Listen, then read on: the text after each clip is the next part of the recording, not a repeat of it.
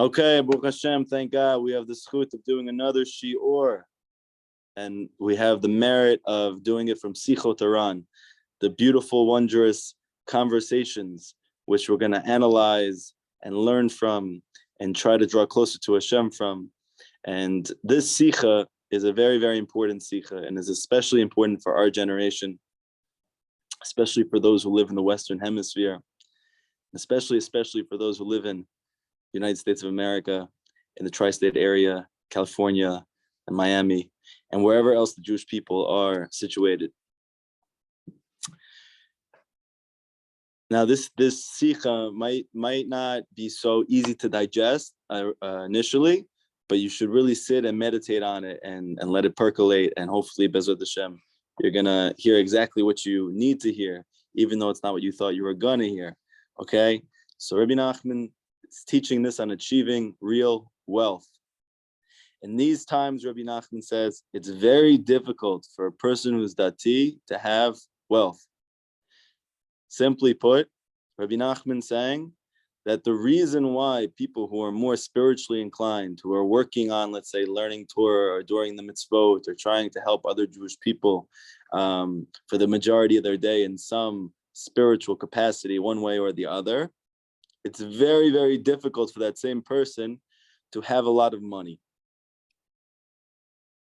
And while it might appear on the surface to be because he's not endeavoring to make so much money, he's not trying to make so much money because he's busy with spiritual stuff.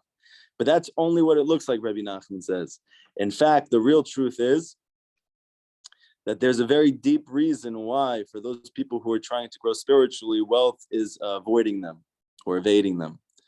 Rabbi Nachman says like this: to obtain riches, for this person, for this Jew to become very wealthy, he's going to need to suffer a tremendous spiritual decline. He's going to need to have a serious yerida, a serious decline of spiritual avoda, of closeness to Hashem, of toiling and spirituality. It's going to have to take a tremendous fall.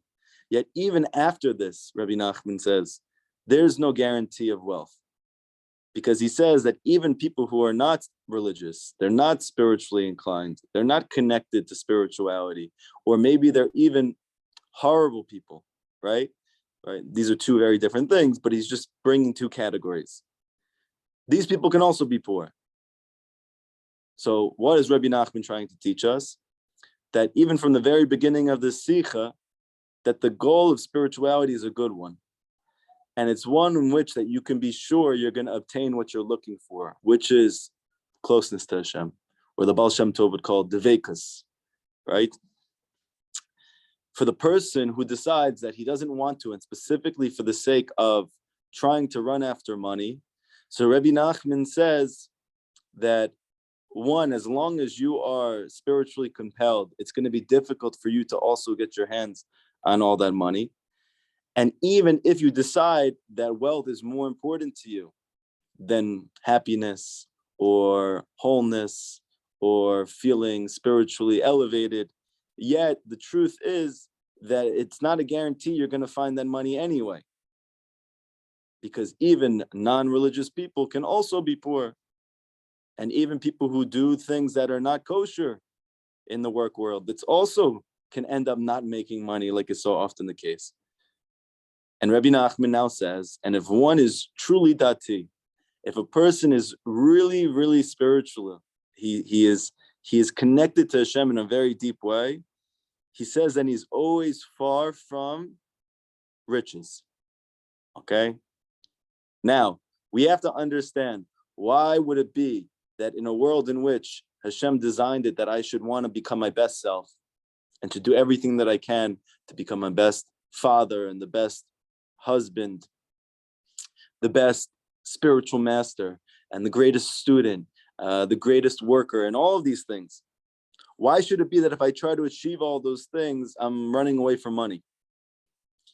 So Rabbi Nachman now says like this: the Beit HaMikdash was destroyed 2,000 years ago. In Jerusalem, where I am right now, I'm Baruch Hashem right next to the Kotel, which is the outer wall where the Beit HaMikdash used to stand. Now there's a gigantic mosque there. in the times of the Mashiach, the Chazal teach us that the mosque will be replaced with the final Beit HaMikdash, where all of the world is going to be able to come and to see Hashem with their own eyes.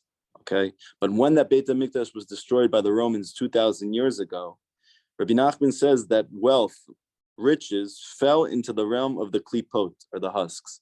For those who don't know what that is, we know that according to Kabbalah, Jewish mysticism, according to the Zohar, according to Hasidus, and Rabbi Nachman speaks about it a lot in the HaRan as well, in his teachings, there's such a thing as husks, right? Just like fruit always has a peel before you can eat the fruit, so too, the light of Hashem, Elokus, as it's called in Hasidus, the light of godliness, Kedusha, as it's called in the more Lithuanian sectors.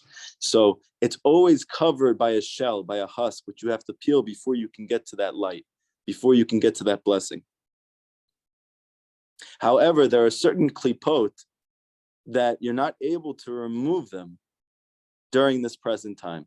And this is the secret behind why Jewish people are not allowed to eat certain foods. They're considered not kosher. Why am I not able to eat that food? Because that food is encased within a klipa, a spiritual husk. And as opposed to certain things, which come from klipat noga, that means that I can actually elevate it from the klipa and bring it to godliness. These foods that are in those other types of klipot, they cannot be extracted, at least presently. And this is the secret why bacon, which is not presently kosher, will become kosher in the days of Mashiach, because then that husk is going to be able to be transformed. But currently, right now, it's not. And therefore, there's nothing positive you can do with it. You can't uplift the light of Hashem that's in the pig right now. But Bezrat Hashem in the future, hopefully very soon, for those people who love to eat that stuff, so then you'll be able to take it out.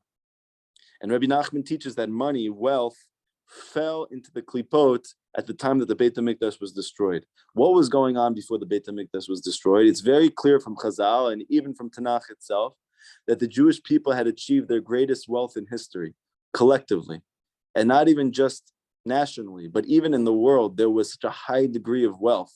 And the reason is because wealth comes from the Beit HaMikdash being established. The Beit HaMikdash is the place, according to the Arizal and Rabbi Nachman, that Da'at is revealed, that God consciousness is revealed at the highest level. And Rabbi Nachman says for the highest revelation of godliness, you need the greatest amount of wealth. And this is the reason why the Jewish people were so wealthy then, because we had access to the greatest level of consciousness of godliness. But when the Beit HaMikdash was destroyed, that consciousness went into exile. And as a result of that, money went into exile. And now, if you're going to go get it, Rabbi Nachman says you have to go down into very dark places, and you're likely not to come back up unscathed. Because in Hebrew, we have a pasuk that says, she fell with wonders. Speaking about the Beit HaMikdash, she fell in a wondrous way. But the word for wonders, Rabbi Nachman says, palayim. If you flip the letters around, Rabbi Nachman says it says alafim, which means thousands, which doesn't literally only mean thousands in terms of like dollars, but thousands means a tremendous amount of wealth. You've achieved wealth. So now Rabbi Nachman says, if you plug this back into the pasuk, it doesn't say she fell with wonders. It says that the wealth or the thousands, they fell. How long are they fallen until? Until Mashiach comes, until the Beit HaMikdash is rebuilt. The thousands of wealth have fallen playim, astonishingly. They have fallen so deeply, Rabbi Nachman says, it's a wonder. If a person desires these thousands or this wealth, he too needs to fall with them. But even then, Rabbi Nachman says, he's not even assured of getting that wealth. And therefore, Rabbi Nachman teaches us it's very difficult for people who are truly spiritual to become simultaneously wealthy. Now, you need to know that Rabbi Nachman is not coming to tell you that money is not good. He's not coming to tell you that supporting your family is not a worthy endeavor. He's not saying anything negative about money at all, in fact.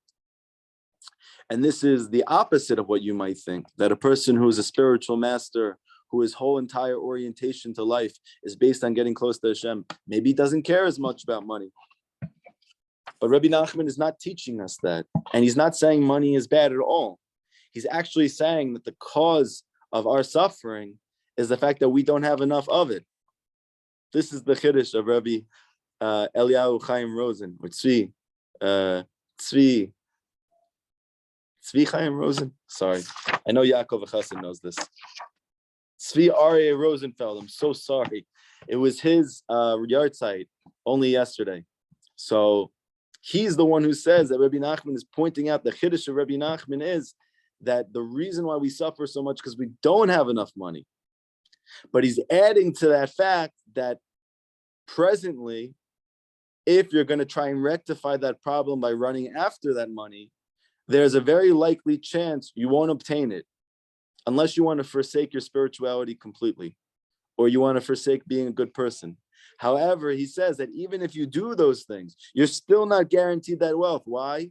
Because it's in the realm of the klipot. It's in the realm of these husks that are presently incapable of being extracted. He says there are some rich tzaddikim.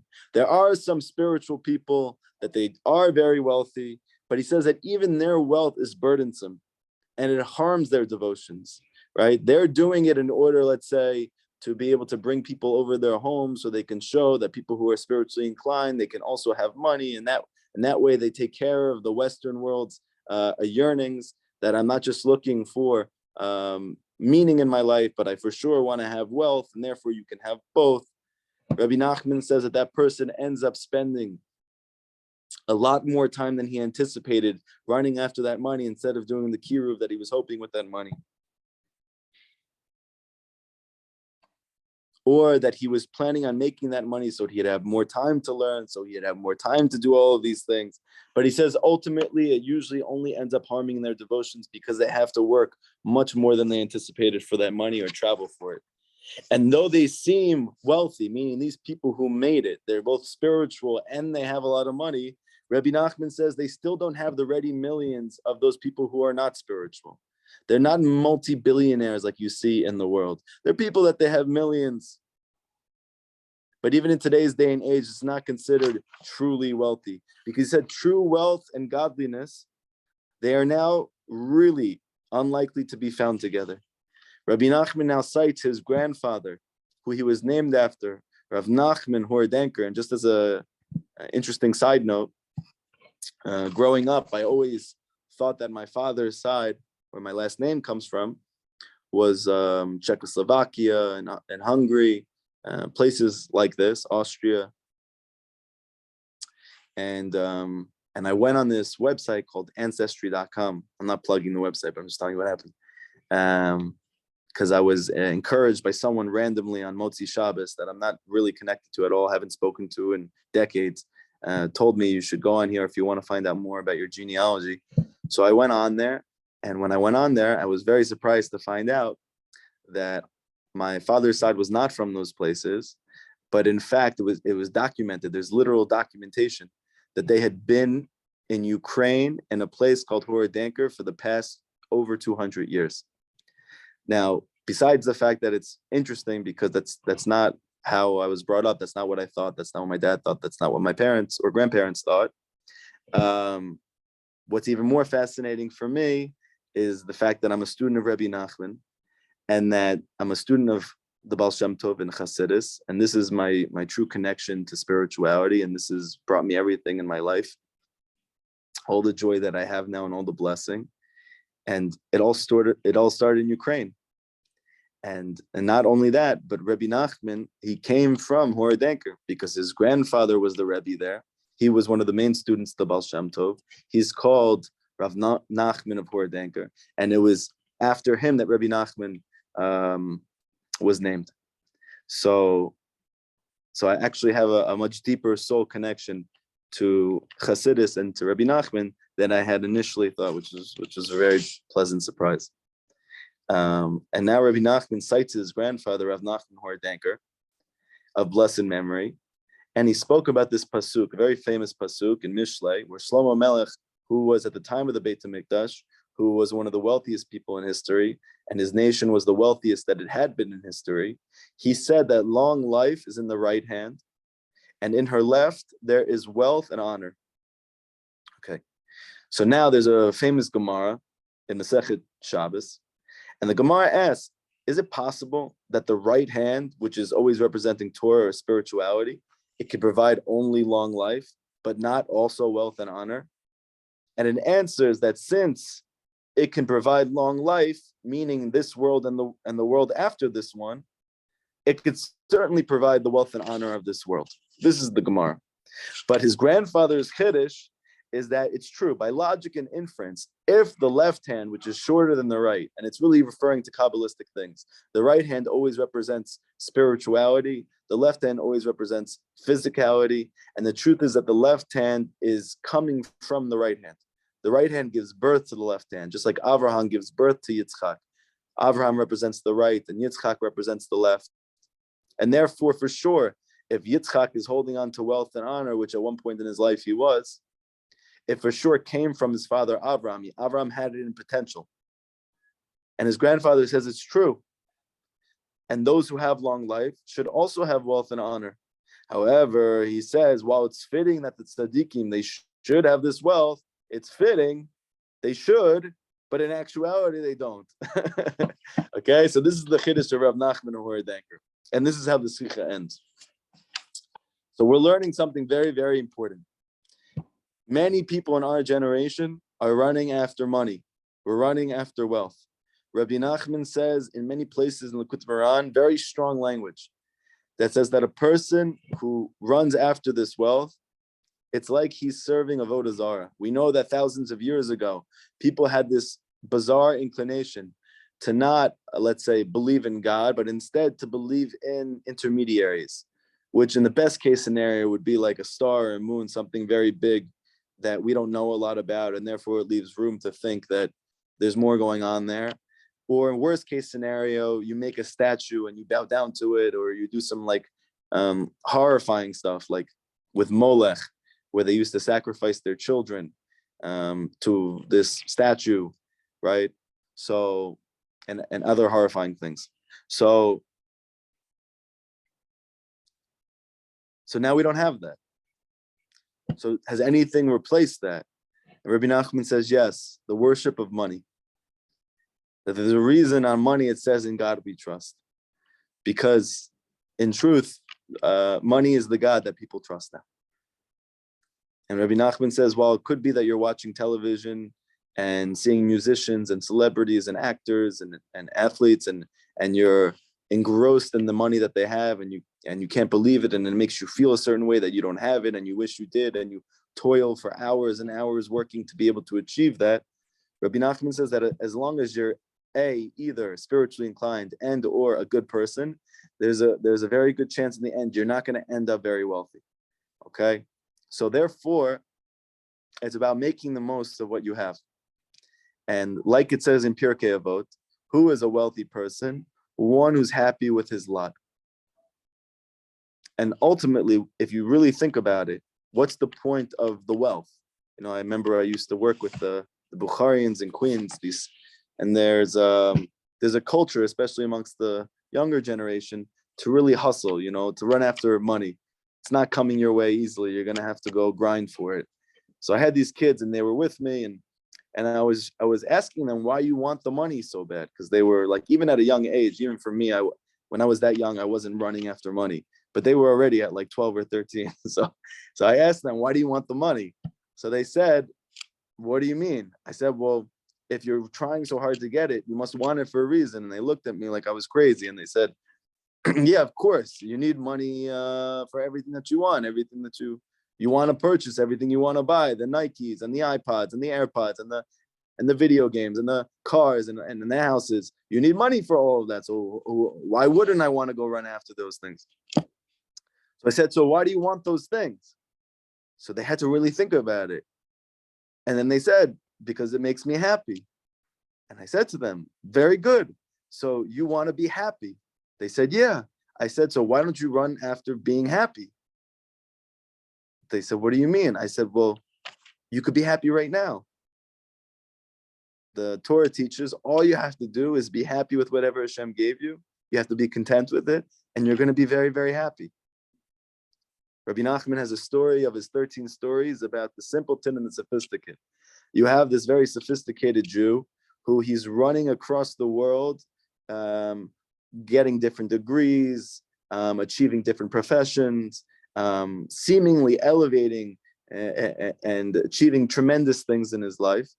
And yet you see that this person is increasingly agitated and sad and angry and unsatisfied with his lot in life, despite the fact that he's actually increasing physically and intellectually and in honor more and more and more and more. And then you have another Jew who's a very simple shoemaker, and he makes his shoe, and he's making a shoe, and he barely has enough to support his family, and he's very happy, and it doesn't really make a lot of sense. But you see very clearly from the story, he's happy because he's not comparing himself to anybody else. He doesn't see any connection between himself and what other people have.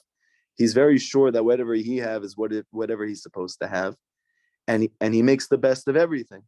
That when he comes home and he asks his wife, honey, what did you make for Shabbat? And she said, I made bread and water, and brings it out, and he goes, wow, this steak tastes amazing. And she's like, what are you talking about, Fred? That's not steak, that's bread. And he goes, wow, this is medium rare. This is the best steak I ever had. And then the water comes out. He's like, this wine tastes delicious. She's like, that's not wine, Fred. That's water. And he goes, wow, this is some really grade A wine, Hungarian wine it must be. And you see, he's making the most of his life. And you see, the main point of this story is a couple of things. One is that happiness, it comes from perspective.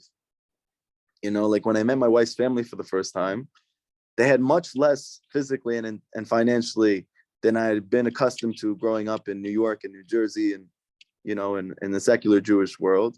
Not that I was wealthy growing up, but just it was a lot less than I would have been accustomed to seeing. And I never saw a family as happy as my wife's family.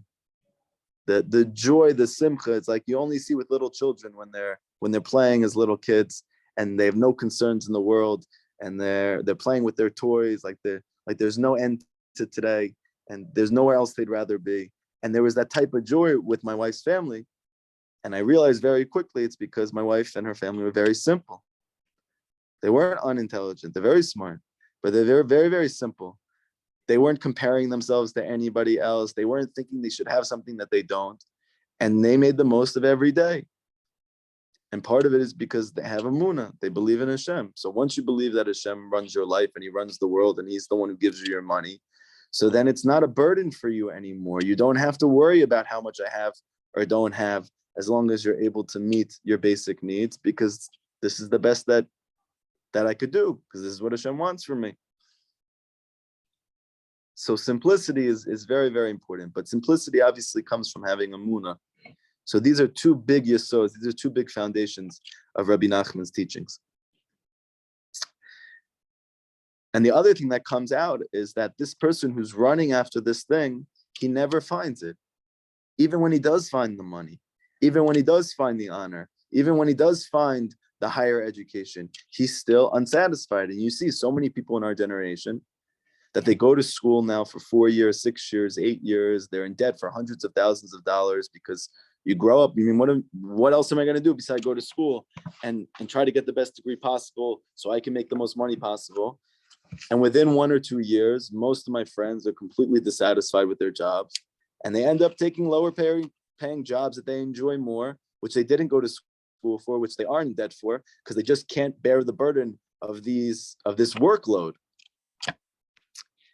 And in fact, most people who are looking for Hashem now, or who come to a yeshiva like this, or to other Baalei Tshuva yeshivas, like you would think it's because they're soul searchers, they've always been looking, and that's not the case. Most people who are looking now, it's because they have achieved whatever they feel like is the American dream. They went to the best school, they got the best grades, they got the best degree, they started working for a couple of years, and they were told that this is the greatest possible life. And they got it, and they're like, this is it, and they're in their mid-20s. And so they start looking, there has to be more, because it's not satisfying, right?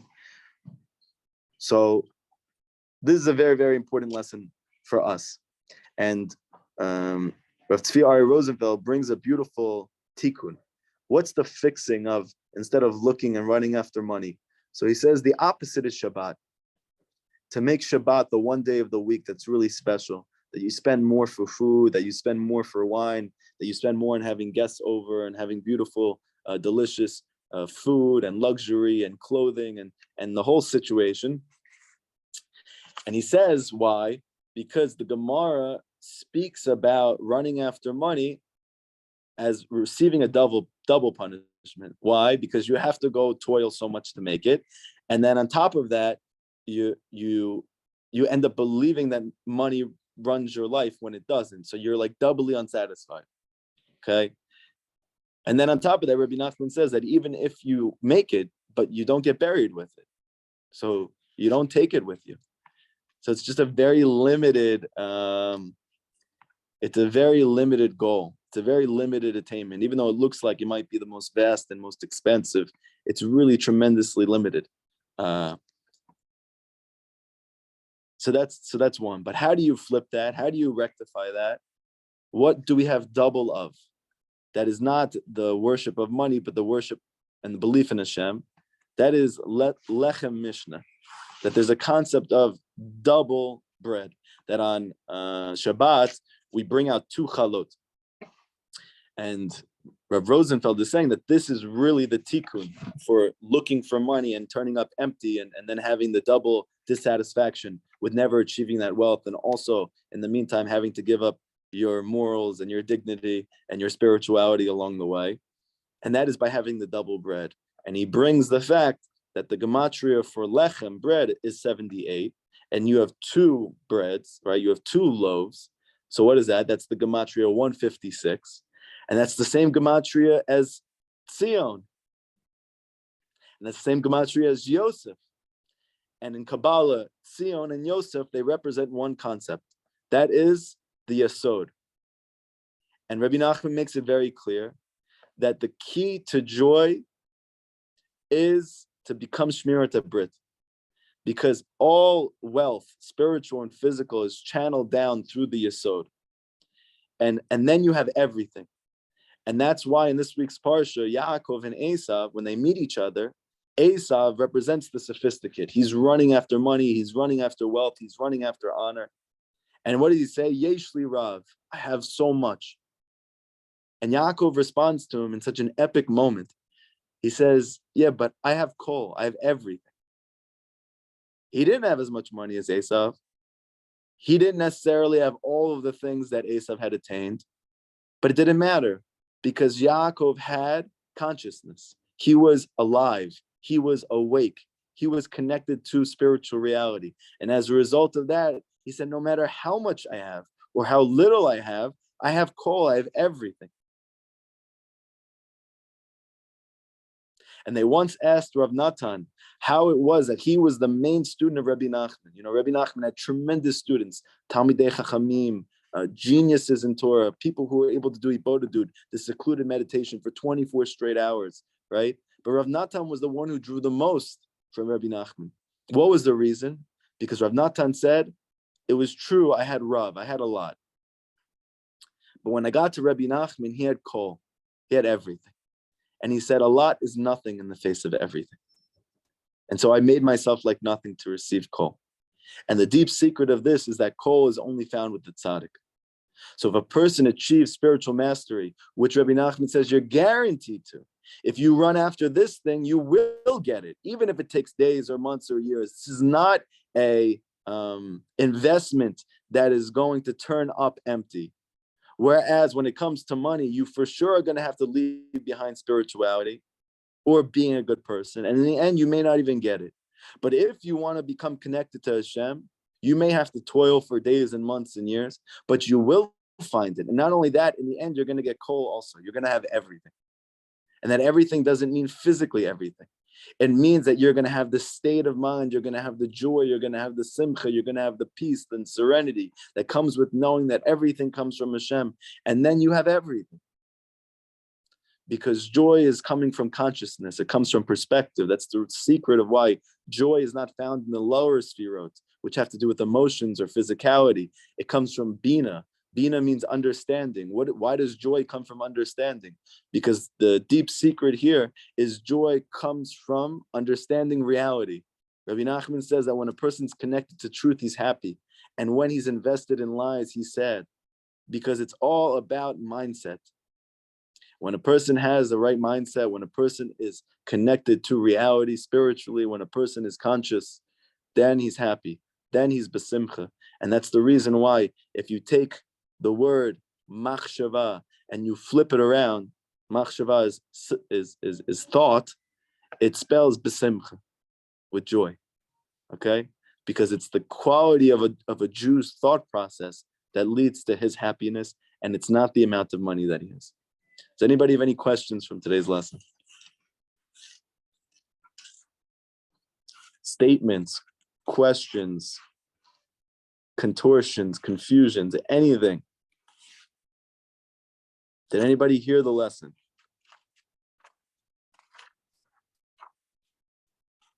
No. Wonderful. Oh, great class. What is the prayer? Okay, you heard it. Thank God. The prayer is, Hashem, please help me to achieve true wealth. Help me to receive kol. Help me to have everything, like Yaakov Avinu had, like Yitzchak Avinu had, like Avraham had, like Yosef embodied. What is kol? Kol is spiritual mastery. Help me to achieve elevation spiritually and to get closer to you, because Hashem's holding on to everything. So the closer that I get to you, the more I'm going to have kol. Hashem, please give me kol. Give me everything. Okay? Any other questions? No. Okay, everybody have an amazing night. Bezrat Hashem, the next class we're going to do is back in Likutei Moharan, and I believe we might even be finishing lesson Yud Aleph together. Bezrat Hashem. Everybody have an amazing night.